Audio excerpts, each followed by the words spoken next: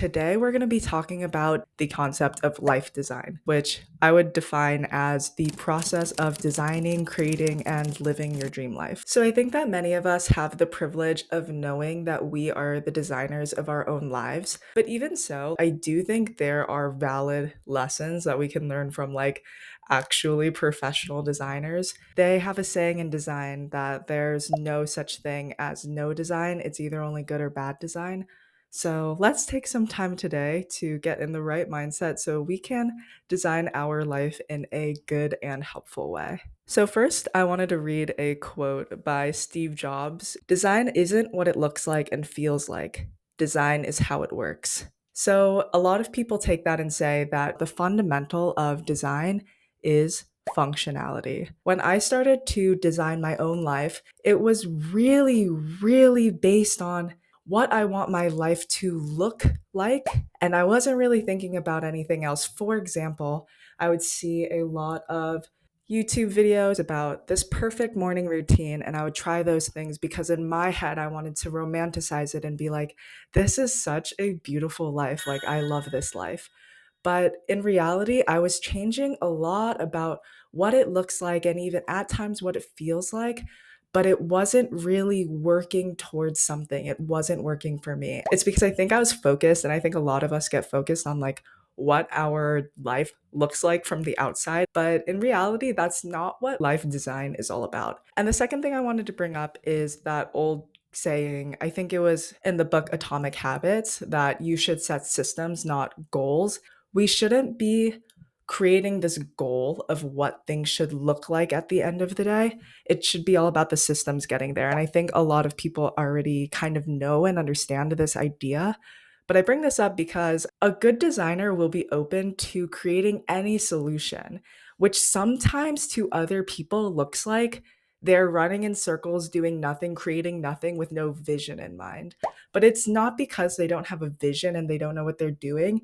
It's because they are so involved in the process. So that is a lot about what design is. So if we apply that to our own lives, we can get better at creating these processes and systems for our lives to function. And the third thing that I want to bring up is that design is never finished. When I was younger, it was pretty naive for me to think that one day I would just never need to adjust anything in my life ever again.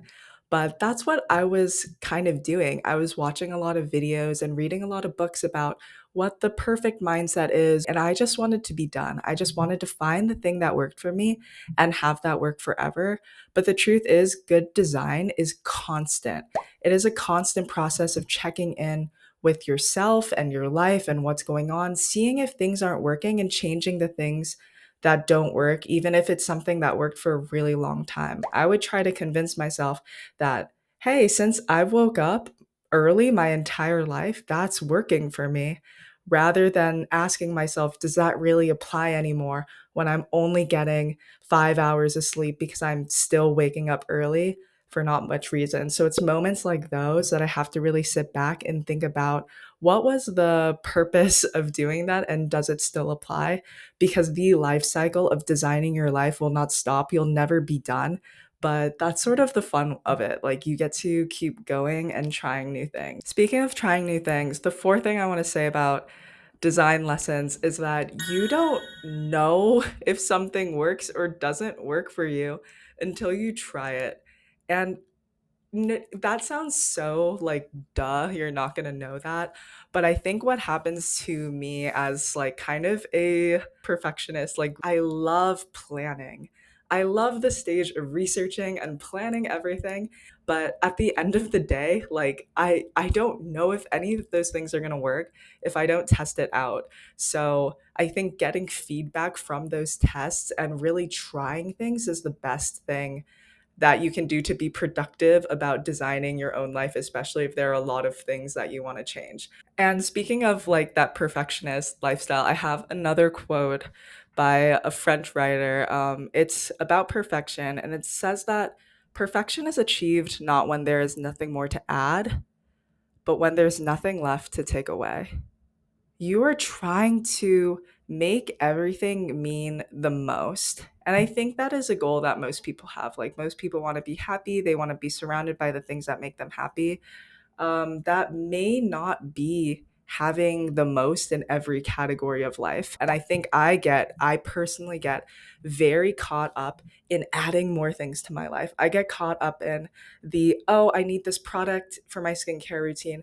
I get caught up in, I need to do this I need to make my bed as part of my morning routine. So I think it's definitely depends on the person, but that quote is just a reminder for me to not always focus on what I can add to my life, but sometimes think about what is not serving me, what is something I need to let go of and take away from my life. Number 6, the designer's job is to identify problems.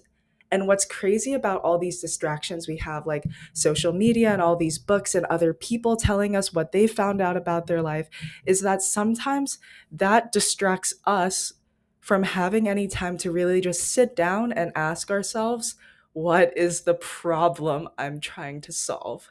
And I'll give a really simple example for, like, ever since I was a child, many of us women share this experience of looking at our body when we're going through puberty or at a young age, or someone said something about our bodies, and we're like, I don't like that. And the problem that I came up with was, I'm going to go lose weight or gain weight for some people, because that is going to solve the problem of not liking what I see in the mirror.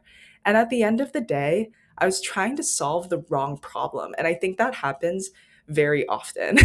Take the time that you need to figure out what the problem is, because if you do that, you will be more on the right track than if you just like continued on with your life trying to solve the wrong thing. Number 7, there is a design practice slash design technique called co-design, where the fundamental of it is like building and making things with other people. And I think the beautiful thing about life in general is that no matter how alone and different we feel, when you talk to it about somebody, everyone, not everyone, but like there are people who understand what you're going through, and you can all like work together to design your lives and be there for each other. And I think that is the beauty of life design, that even though it is so incredibly personal, that there are other people who are building their own lives and everything like that too, because we are all at the end of the day all just here sitting around all day doing our best to design the best life and the life that we want. So open up to other people, share your dreams, they're not embarrassing. Anything is possible in this world. I think we all know that at this point. So let's just get more used to it and build our dream lives with other people too. And number 8, you really can't be afraid to fail. Something very interesting about creating your dream life and designing your life is that so much of it is probably failure. It's the failure to not be living the life you want to live. You may not feel happy along some of that journey because it just is very hard. And I think sometimes that can be like a failure, but you can't be afraid of it because that's going to be there the entire time. The only thing we're going to get better at is that we're going to get used to it, and it is going to be something that will help us get to a better place. Number 9, the hardest question we are set here on this earth to figure out is, what is our purpose? And it's something you find by digging so deep into yourself for pretty much ever. I don't actually know, because obviously I'm like still going through this stuff myself. So I'm not sure when I need to stop digging either. Don't dig so much that you don't do anything, but also keep digging because there's something there. And finally, I find this very beautiful and very encouraging, because in design, we say that stories matter. Know your story, know the stories that you are creating and writing every day, and how that's going to have an influence on your life right now, your life on the future. These are all stories that you are collecting because your life matters. The way you design your life and treat yourself matters so much. There is that saying that's like, just do things at the end of the day that will write the best story. And well, you don't have to do that all the time. It is something to think about. And ultimately, That whole process and everything is life design. Life design isn't something you sit down, write down on a paper, go do, and live forever. It's something you try every single day. And I think as we are entering this really spiritual collective conscience, that most of us are leaning in that direction. And at the end of the day, the best thing we can do for ourselves and the entire world is design our own lives and be authentic and true to ourselves. This world is going through a really hard time right now. So, in any way you can help other people, be an open ear, give everyone a hug. Like, even though there's turbulence all over the world, we can do our part in our own lives. And if you are able to, donate to the causes that you believe in. But at the end of the day, let's figure out how to make this world a better place and a more equal place for every single person. We had a mic today that was really fun. If anyone was like wondering where I am, it's I'm in the shower. I've got my computer on the floor right now. This is just because I want to remember this setup in the future. So yeah, I hope everyone has a nice day and happy life. Bye bye. I've been feeling, what if we got up, left this party? Cause I can see you're probably gonna be scrolling feeds all night.